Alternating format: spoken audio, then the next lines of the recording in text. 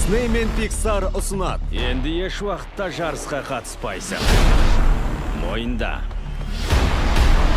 Шынымен Найзағай Маккуин ойыннан кетпек пе? Қашан кететінімді өзім білем.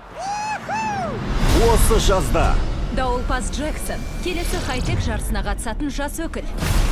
Ол жас сайыскердің үшінші жеңісі. в поисках Дори мен головоломканы ұсынушылардан. Күшін кеміген мен, ақылың арта береді. Сізге менің көмегім керек, Маккуин мырза. Найзағай жарқ еткенше жарыс Сен үшін келдім, дауылпаз. тоқтамай. Ғашық!